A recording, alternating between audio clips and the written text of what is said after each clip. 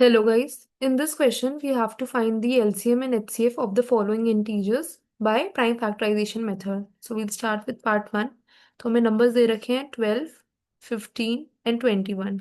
तो पहले तो हम इन लोगों के prime factors find out कर लेंगे prime factorization method से. तो 12 के factors would be equal to 2 into 2 into 3. 15 का prime factorization would be equal to 5 into 3. And 21 का prime factorization would be equal to 7 into 3.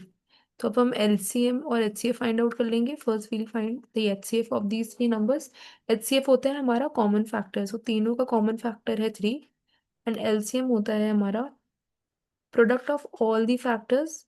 तो 2 into 2 into 3 into 5 into 7. हमने 3 को सिर्फ एक ही बार लिखा है because it is common to all the three numbers. तो LCM हो जाएगा इन तीनों नंबर्स का 420. Let's move on to the next part.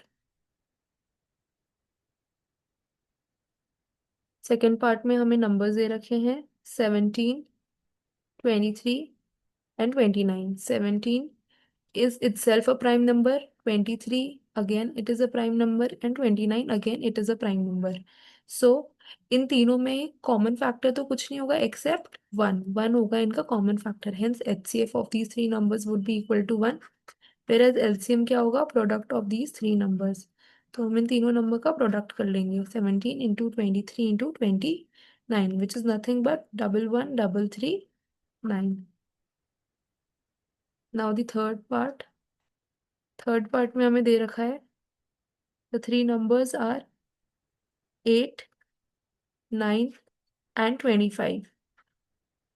8, 9 and 25. So 8 का प्राइम फैक्टराइजेशन कर लेते हैं विच इज 2 क्यूब.